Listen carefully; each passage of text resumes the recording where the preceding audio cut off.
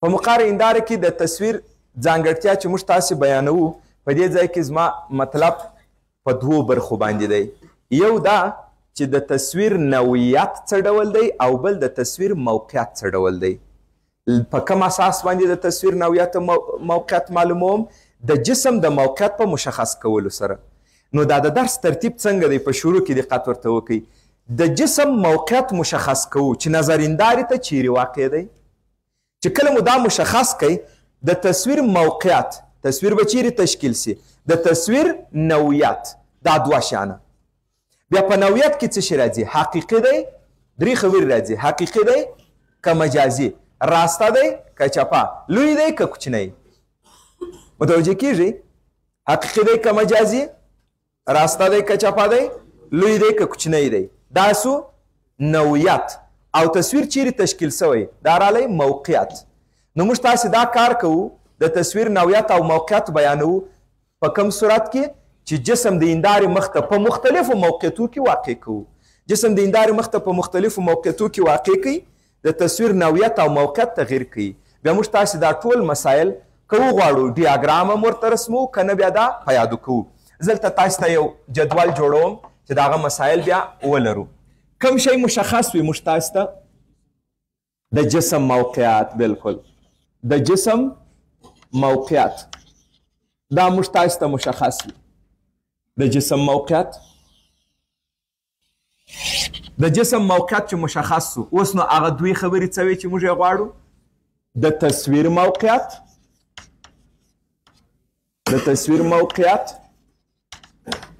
یعنی تصویر چیرې تشکیل سوی، او د تصویر نوعیت. اوس نو د تصویر نوعیت بیا زه جدا جدا لیکم چې یو څه دی؟ د تصویر نوعیت، د تصویر په نوعیت یا په ډول کې درې خبرې راځي چې هغه کومې درې خبرې دي؟ یو یې اندازه، سایز، یعنی دا تصویر لوی دی کوچنی دی څه ډول دی، او بل راسته دی که چپه دی یعنی لوری. زه به اوس دلته لوری ولیکم یعنی جهت، راسته او چپه مسله. او بل حقیقي دی که مجازي دی؟ حقیقي و مجازي موضوع، حقیقي مجازي. دا د جسم موقعیت بیانوو چې کله مو د جسم موقعیت بیان کوي نو د جسم د موقعیت په لرلو سره دغه ټولې خبرې باید موږ تاسې بیان کړلی سو. دا مسایل موږ تاسې په مستوي هندارې کې ځکه نه درلودله چې په مستوي هندارې کې دایما مجازي، دایما راسته، دایما برابر، دایما په عین فاصله. نو هغه ټول حالات یو و چې څومره ته جسم د هندارې مخ ته تغییر موقعیت ورته ورکوې، تصویر دایما په هغه یو وضعیت کې راتلی، اما په دې کې حالات توپیر لري، فرق لري. نو اول موږ تاسو په مقر هندارې کې وایو. زه د هر حالت دپاره تاسو ته ډیاګرام رسموم، بیا دا ټول په کتاب کې ستا تاسې لیکل ته ضرورت نه لري. نو بیرته چې رسم مو کوئ پاکوئ هغه نتیجه یې زه ځینې رااخلم. ښه، په شروع کې یو بله مسله هم درته واضح کوم. جسم په لایتنایي کې دی. دغه اصطلاح څخه زموږ تاسې مطلب څه دی؟ په یو حالت کې همدا وایو او زموږ تاسې لومړی حالت هم همدا دی. که چیرې جسم چیرې وي د جسم موقعیت، که جسم وي په لایتنایي کې، جسم په لایتنایي کې دی.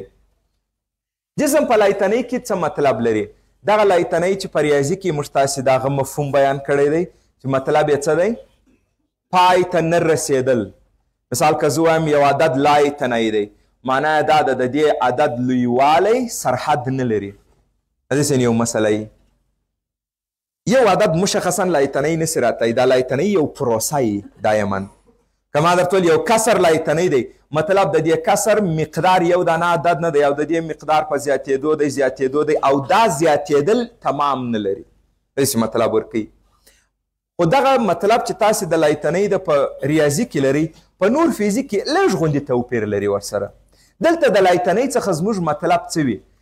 د لایتنایي څخه زموږ مطلب دا وي هر کله چې د جسم څخه وړانګې پر هنداره باندې موازي رالې، دغه ته موږ تاسې وایو چې دا جسم دی په لایتنایي کې. متوجه سولې خبرې ته؟ لایتنایي څه رقم په نظر کې نیول کیږي په نور فیزیک کې؟ یو جسم څه وخت په لایتنایي کې دی؟ چې وړانګې ورڅخه موازي پر هنداره ولګېږي. مثال فرض وکړئ دلته یوه هنداره ده د صنف په پای کې جسم دی، د دې جسم څخه وړانګې پر هندارې موازي راغلی. زه وایم دا جسم هندارې ته په کم ځای کې دی؟ په لای تنۍ کې. مثال مې درته ویل که موازي راغلی نو جسم لای تنۍ دا مطلب، او جسم په لای تنۍ کې دی یعنې وړانګې پر هنداره څنګه راځي؟ موازي. ولې موازي راځي؟ د دې دلیل درته وایم، کیدای شي چې په بلد سئ چې مطلب څه و د دې خبرې. اما تاسو دقت ورته وکړئ، جسم په لای تنۍ کې دی یعنی لای تنۍ څخه زموږ په نور فزیک کې مطلب دا دی جسم دومره لیرې دی چې وړانګې پر هنداره باندې موازي راځي. یو څه مو رانږدې کوي اوس هم وړانګې موازي راځي، لای تنۍ کې دی. یو څه مو رانږدې کوي اوس هم وړانګې موازي راځي، لای تنۍ کې دی. یو څه مو نور هم رانږدې کوي اوس وړانګې موازي نه راځي. اوس څه وایم؟ جسم په لای تنۍ کې نه دی. متوجه کېږئ؟ د لمر څخه وړانګې پر هنداره باندې تاسو هر ډول هنداره لمر مخ ته ونیسئ، د لمر څخه وړانګې پر هنداره باندې څنګه راځي؟ موازي. نو لمر د هنداره دپاره څنګه سو؟ لای تنۍ کې موقعیت لري. دا و د لای تنۍ کې موقعیت مطلب. ګورئ تاسو دې ته توجه وکئ. زه به یو جسم نقطوي فرض کړم چې دا مطلب یو څه اساني. دا حالت ته وګورئ، دا هنداره ده، دا جسم دی. د دې څخه څومره وړانګې خپرېږي؟ بې شمېره. خو بې شمېره وړانګې داسې وړانګې هم تللي، داسې وړانګې هم تللي، دا وړانګه هم راغلې، دا وړانګه هم ډېرې دي. خو وګورئ ما اوس یو څو دانې تاسو ته رسم کړې، ما یو څو دانې وړانګې تاسو ته رسم کړي په دې شکل. متوجه یاست؟ اوس وایاست د دې جسم څخه وړانګې پر هنداره څنګه راغلي؟ دا موازي دي. دا وړانګه او دغه وړانګه اوس موازي ښکاري؟ نه خو نه دي. نو دا جسم په لای تنۍ کې نه دی. اوس که چیرې زه دا جسم لیرې کوم، زه اوس یو کار کوم، اول به داسې یو کار وکړم چې جسم به وړانګې تاسو ته رسم کړم، هنداره به نه رسمو، بیا به یې وروسته وګورئ چې څنګه دی. فرض وکړئ دا یوه وړانګه راغله، دا بله وړانګه راغله، دا بله وړانګه ده. دا اوس چې ما تاسو ته کومې وړانګې رسم کړي د دوی په منځ کې بې شمېره نورې هم شته. او دا بله وړانګه راغله په همدې ترتیب، دا بله وړانګه ده د دې جسم څخه خپره سوې، په همدې شکل باندې وړانګې د دې جسم څخه خپرې سوي دي. اوس دقت ورته وکړئ چې په لای تنۍ کې وي جسم، یعنې ډېر لرې وي، وړانګې ولې موازي وي؟ فرض وکړئ هنداره دلته ده، وړانګې وینئ؟ دا وړانګې پر دې باندې لګېدلې دي که نه؟ څنګه دی؟ آیا وړانګې موازي راغلي؟ نه، خو جسم نږدې دی. اوس داسې تصور وکړئ چې دغه هنداره په همدغه اندازه چې دلته زه دا هنداره لرم دغومره هندارې ته انتقال ورکوم. دا هنداره اوس ګورئ د هغه هنداره دلته راغله، دلته. اوس وګورئ وړانګې څنګه دي؟ نه دي موازي. د هغه هندارې ته انتقال ورکوم، دلته یې راولم، په همغه اندازه هنداره ده دا. اوس ویني یو اندازه وړانګې د دې څخه ایسته کېږي. متوجه یاست؟ اوس فرض وکړئ زه دې ته همداسې ادامه ورکړم، دې ته زه امتداد ورکړم همدې وړانګو ته. اوس چې څومره زه دا جسم لیرې کوم، آیا کومې وړانګې چې پخوا پرده لګېدلې اوس هغه ټولې وړانګې پرده لګېږي؟ که هغه وړانګو محدوده اوس پر کمېدو ده، یو کوچنی قسمت یې پر هنداره راځي، کوچنی قسمت راځي که نه؟ اوس نو تصور وکړئ زه دلته راورسېدلم، ګورئ څومره وړانګې ځینې وتلي. تاسې همداسې اوس داسې دقت وکئ چې دا هنداره موږ دومره لیرې کړله، هنداره مو دومره لیرې کړې چې په هغه وړانګو کې یوازې دغه دوې دانې راغلي دي ورباندې لګېدلي. چار څومره تاسې هنداره لیرې کوئ دا وړانګې د هندارې څخه وځي که نه؟ لږ مقدار یې پر هنداره راځي.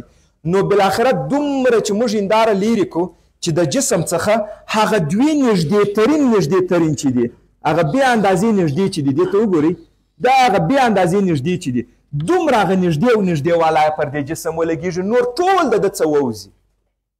دا څه وخت ممکن دی چې هغه بې نهایته نږدې وړانګې پر جسم پر هنداره ولګېږي، نور د هندارې لاندې و پورته تېرې سوي؟ داسې یو وضعیت څه وخت ممکن دی چې ډېر تا دا لرې کړی وي؟ نو هغه کومې وړانګې چې پر هندارې هم لګېدلې دي د هغو ترمنځ به زاویه څو وي ستاسې په نظر؟ 0.000001 درجه. نو د دې زاویې څه به صرف نظر وکړو، وړانګې څه وبللی سئ؟ موازي. ذهن ته مو راغله مفکوره څنګه وه چې جسم ډېر لیرې سي نو وړانګې څنګه راځي؟ رښتیا موازي کېږي. دا خو اوس ډېر لیرې چې زه درته رسم کړم، کیدای شي دا موضوع مو ډېره ذهن ته راسي. اما په دغه شکل کې یو اندازه وضاحت شته چې څومره اوس ته دا جسم لیرې کوې ګورې دغه ځای ته راورسېدلي. دا ویني دا وړانګې اوس څومره کم سو، اوس څو دانې رالې؟ 3 دانې. تاسې فرض وکړئ د دغه وړانګې او د دغه وړانګې ترمنځ زاویه وي 20 درجې، د دې دوو ترمنځ زاویه وي 18 درجې، د دې دوو ترمنځ زاویه وي 16 درجې، د دې دوو ترمنځ زاویه وي 10 درجې. اوس نو د دوی په منځ کې خو نورې وړانګې هم شته. هر څومره چې ته دا لیرې کوې هغه وړانګې لوړو لاندې چې ځینې وځي په دا منځ کې چې کومې وړانګې پاته کېږي د هغوی ترمنځ زاویه کوچنۍ کېږي که نه. او چې جسم هنداره لیرې که لیرې که لیرې که لیرې که بالاخره داسې حالت ته ورسېدلې چې وړانګې څنګه راځي ورباندې موازي. نو دا و د لای تنهی مطلب. په نور فیزیک کې ووایاست جسم په لای تنهی کې دی مطلب څه؟ یعنې داسې یو ځای کې دی چې وړانګې موازي ورباندې راځي پر هنداره. صحیح خبره ده. بس دا مفکوره به تاسې همیشه لرئ په نور فیزیک کې. اوس راځم لومړی حالت. جسم چیرې په نظر کې نیسو؟ په لای تنهی کې. دا یې محراق، دا هم مرکز، دا مرکز او دا هم د هندارې راس. تاسې د موقعیتونو نومان زده کوئ. جسم ډېر لیرې دی، دا یو موقعیت سو څه؟ لای تنهی. جسم مو رانږدې کوئ رانږدې کوئ، دومره مو رانږدې کړی دی جسم چې اوس هم لیرې دی مګم دومره مو رانږدې کړی دی. فرض وکړئ جسم دلته راورسېدی، دومره مو رانږدې کړی چې اوس وړانګې پر هنداره باندې موازي نه راځي. نو دې ته اوس لای تنهی وایو؟ نه. دې ته نو څه کم ځای وایاست؟ دغه موقعیت نوم اوس راته ووایاست د لای تنهی او مرکز منځ. اول دا موقعیتونه زده کوئ چې موږ په کومو موقعیتونو کې د تصویر څرنګوالی زده کوو. لومړی کم موقعیت رالی؟ لای تنهی. د لای تنهی څخه رامخته سولئ. کم موقعیت ته موږ وایو لای تنهی مرکز؟ یعنې نه وړانګې موازي راځي او نه خود مرکز دی. دغه موقعیت ته څه نوم ورکوئ؟ د لای تنهی او مرکز منځ. نو بل دا موقعیت دی چې د جسم لای تنهی او سی، بل دا موقعیت. په دې ځای کې موږ تاسې غواړو څه شي پیدا کړو؟ د تصویر څرنګوالی. ښه اول زه دا د لای تنهی د درته جوړوم بیا دې ته راځم. جسم په لای تنهی کې دی نو وړانګې د جسم څخه څنګه رالی؟ موازي. څو وړانګې د هغه جسم څخه رسم کړم؟ 2 دانې چې تصویر جوړ شي. پرون درس کې موږ تاسې ویلي وه یا منعکسه وړانګې تقاطع وکړي تصویر جوړیږي یا یې غځونه. نو موږ چې په تصویر پسې ګرځو څنګه یې ترلاسه کوو تصویر په ریډیاګرام کې؟ تقاطع ځای ګورو چې کوم ځای کې وړانګې تقاطع کوي دغه ځایونه بس تصویرونه دي. جسم په لای تنهی کې دی وړانګې موازي رالی، یوه وړانګه راغله بله وړانګه راغله او دا موازي دي. تاسې پوهېږئ موازي وړانګې له کومې نقطې څخه تېرېږي؟ له محراق څخه. دا د دې نقطې څخه راتېره سوه، دا د دې نقطې څخه. تقاطع یې چیرې وکړه؟ په محراق کې. هر ځای چې تقاطع وکړي په مغه ځای کې تصویر دی. که وړانګو تقاطع ونه کړه بیا ګورو چې غځونه یې چیرې تقاطع کوي. خو دې وړانګې تقاطع وکړي تصویر څه دی؟ حقیقي. او که یې غځونه تقاطع وکړي مجازي. اوس تاسې دا راته وایاست چې دا جسم څومره وړانګې پر دې هنداره راځي ټولې موازي راځي که نه؟ نو ټولې یو بل چیرې قطع کوي؟ په محراق کې. خو د تصویر موقعیت اول راته ووایاست. محراق. کله چې جسم په لای تنهی کې وي تصویر چیرې راځي؟ په محراق کې. اندازه یې څنګه وي؟ آفرین پاینټ سایز وي، دا نقطوي اندازه لري. دا نقطوي زه لیکم. اوس نو په نقطوي کې دې مسئلې ته توجه کوئ. نقطه نو ډایرکشن نه لري بیا. یعنې تاسو داسې فکر وکړئ که دا جسم ته داسې یعنې ووایو اے بي، موږ تاسو ویل راسته، که جسم دا رقمي راسته تصویر ته څه وایو؟ چې هغه په دې شکل جوړ وي. اوس چې دا جسم نقطوي سو، دا بي و اے منطبق سو، راته ووایاست دا تصویر راسته وي که چپه؟ راسته او چپه د نقطوي دپاره نه راځي. نو ځکه هغه خو یوه نقطه راغلې ده. نو لوری څه شي راځي؟ دا نه بیانېږي. نقطه لوری نه لري چې دا اوس پورته دی ښکته دی راسته او چپه نه دی. حقیقي دی که مجازي؟ حقیقي. څنګه په پوه سولې چې دا حقیقي دی؟ ځکه خودي منعکسه وړانګو تقاطع کړې وه. ښه دا خو یې د دې حالت سره بلد سولئ. زه دا وړانګې بیرته ایسته کوم. اوس بل کم حالت په نظر کې نیسو.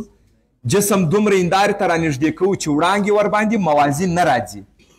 وړانګې ورباندې موازي نه راځي. مطلب دا دی چې جسم اوس نو فعلا په لای تنهی کې موقعیت نه لري. دغه وړانګې چې زه درته رسموم دا ریډیاګرام په دې کې به تاسې بیا تمرین کوئ. اوس فرض وکړئ جسم چیرې واقع سو؟ جسم دلته. د دې موقعیت نوم زده کړئ د لای تنهیو مرکز منځ. د لای تنهیو مرکز منځ. لای تنهی د کومه ځای څخه شروع کیږي چې وړانګې موازي سي.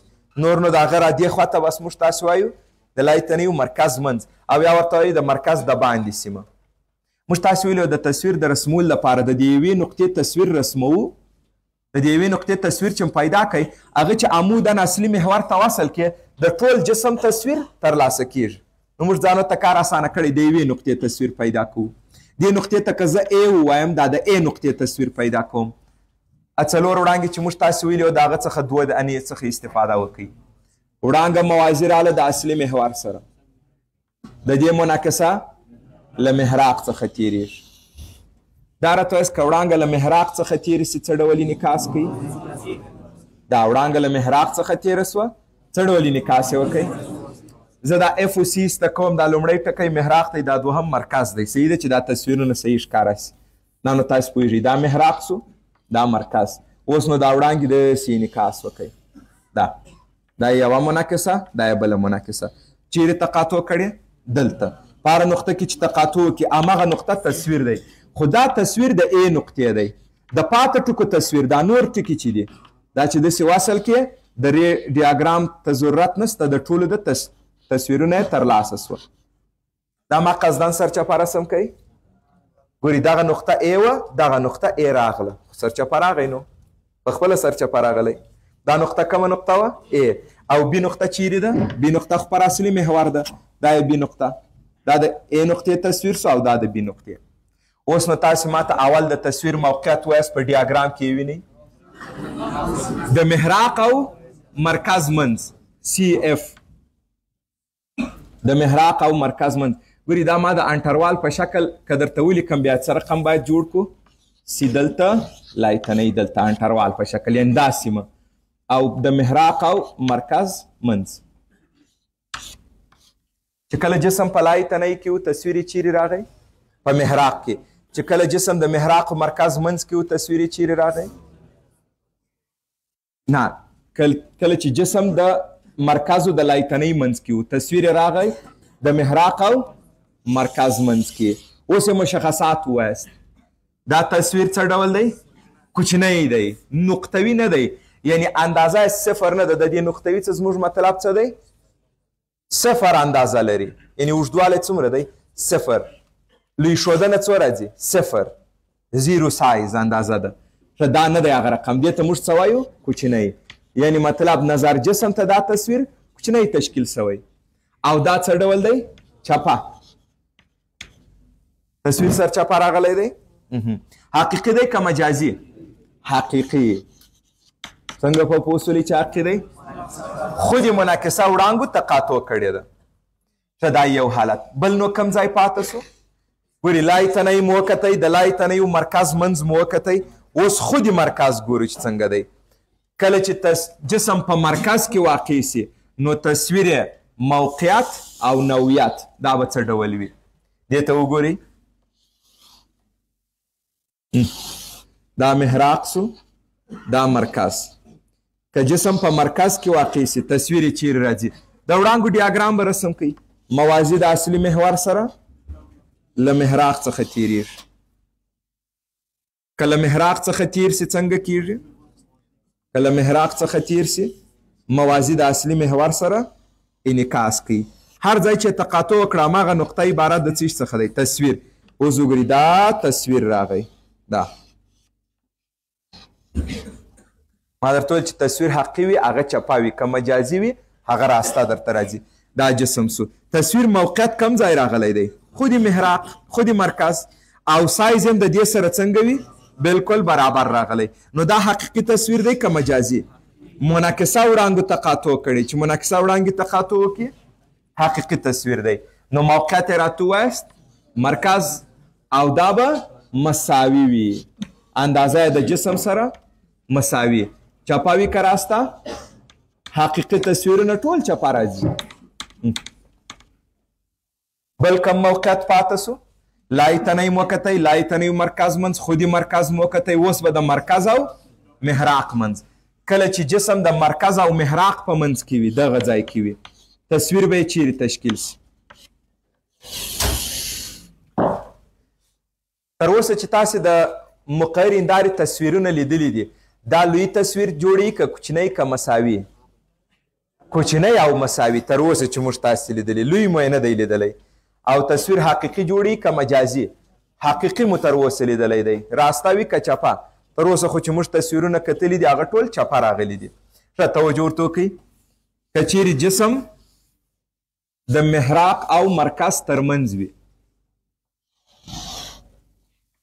د وړانګو ډیاګرام رسمو، دا یې محراق، ښه رسم ورته وایم به نه، دا یې مرکز. جسم چیرې دی؟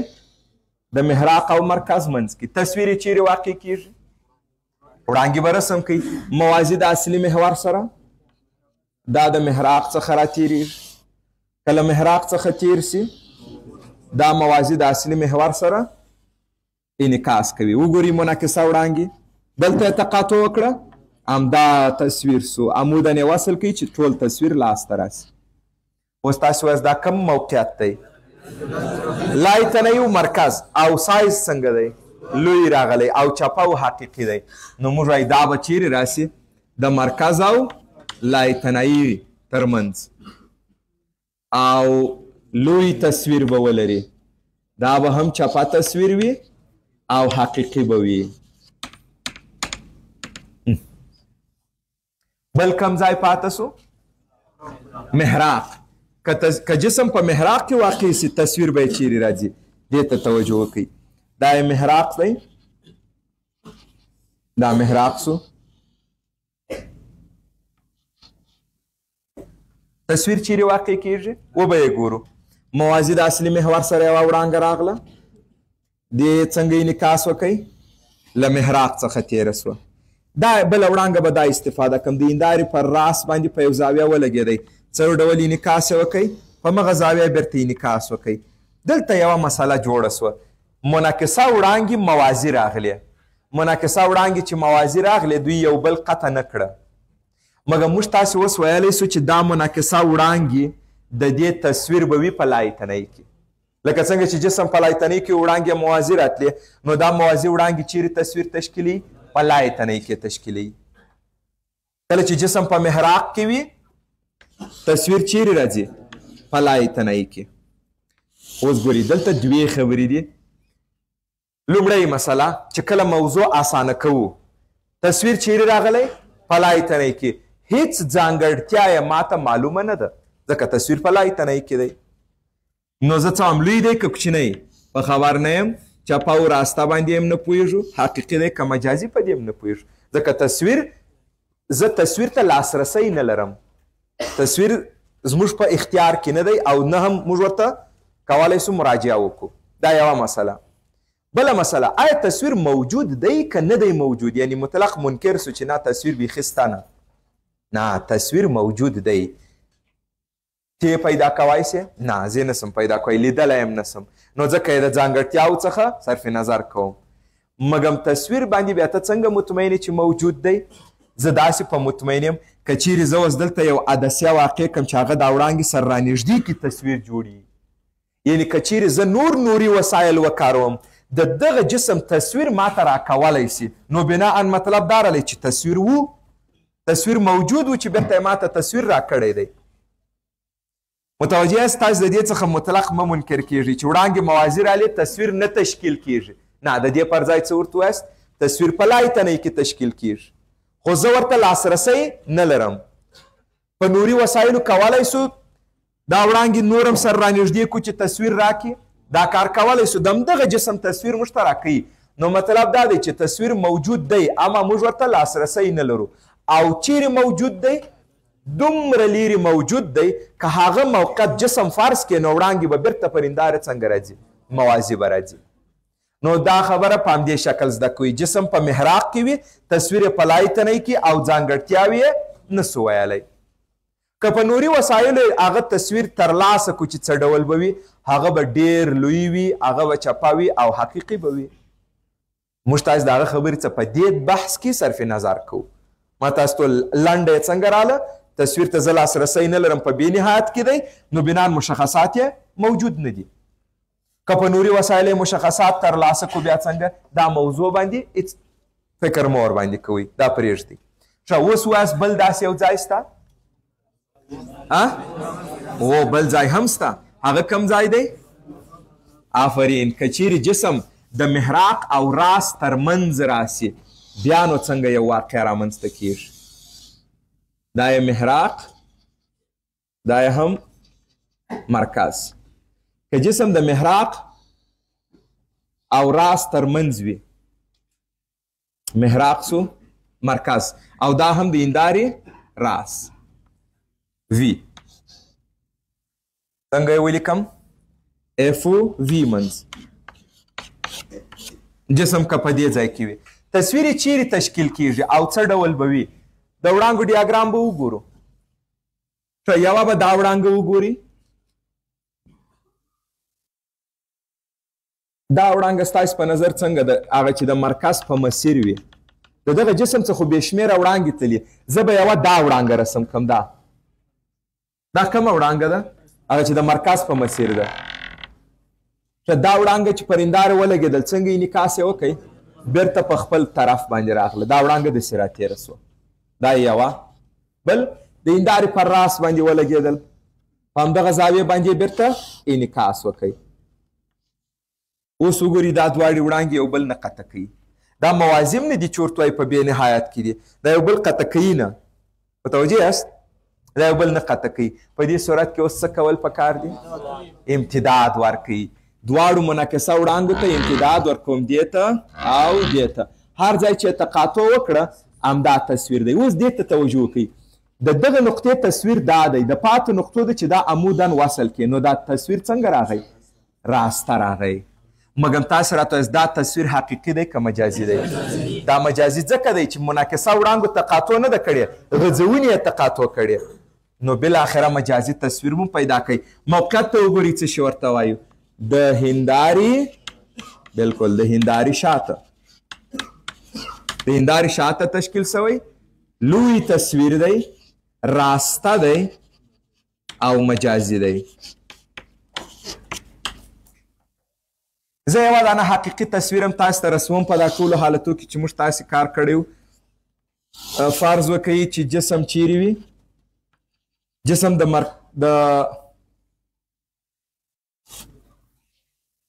د مرکز د باندې، تصویر یې چیرې راځي؟ موازي. له محراق څخه وړانګه راتېره سوه، له محراق څخه وړانګه تېره سي، موازي راځي. دلته یې تقاطع وکړئ. دا سو تصویر.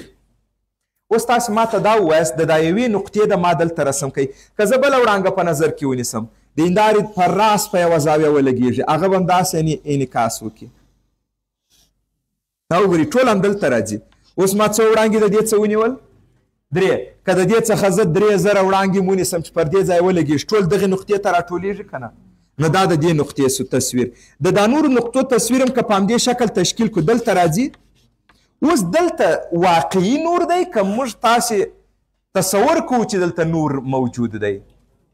واقعي نور دی. ګوري دا واقعي وړانګې رالې پر هنداره ولګېدلې، وروسته د انعکاسه دلته را روان دي، واقعي نور دی. نو که دلته داسې یو پرده ورته ونیسم، دا نور دلته پر پرده باندې ټول راټول سي چې د دې خوا تاسو ورته وګورئ دا تصویر تاسو ته ښکاري. هغه مسله چې موږ تاسو ویل حقیقي تصویر پر پرده اخیستل کیږي، په مطلب پوه شولئ؟ دا خو واقعي نور دی. دا نور دلته راغلی دی، دلته راټول سوی. اوس خو که دلته پرده ورته ونیسئ، یعنی دا وړانګې دې خواته نور راتېرې نه سي، همدلته یو پرده ورته وځړوو، دلته یو سکرین ورته کښېږدو، دا نور ټول راځي پر دغه سکرین باندې راټولېږي چې د دې خوا موږ تاسو ورته وګورو د دغه جسم سرچپه تصویر دلته موږ ته ښکاري. نو حقیقي تصویر پر پرده اخیستل کېږي. په مطلب پوه شولئ څنګه و؟ مګم اوس دا راته وایاست آیا دغه تصویر پر پرده اخیستل کېږي؟ اول ته د هندارې فضا ته پرده څنګه داخله دا څنګه یو مسله ده، صحیح ده؟ بل که د دې خبرې څه هم صرف نظر وکړو، فرض وکړه موږ دلته یو سکرین ولګوو یا دلته یو پرده ولګول، ستاسې په نظر آیا دا سکرین به روښانه سي، پردې به تصویر ښکاره سي؟ نور خو د دغه نقطې څخه اخوا ته اصلا تللی نه دی. متوجه یاست خبرې ته؟ نور خو د دغه خط څخه دې خواته بیرته راګرځېدلی، هلته خو نور اصلا سته نه. که ته پرده ملته وځړی تاسو ته به هېڅ شی ښکاره نه سي، ځکه هلته نور موجود نه دی. نو اوس مجازي تصویر پر پرده اخیستل کیږي؟ نه، مجازي تصویر هغه زموږ تاسې د ذهن یو محاسبه ده چې موږ ته وایي جسم تصویر دلته دی، په حقیقت کې هلته هیڅ هم نه وي، هلته نور اصلا دی نه. متوجه کیږي؟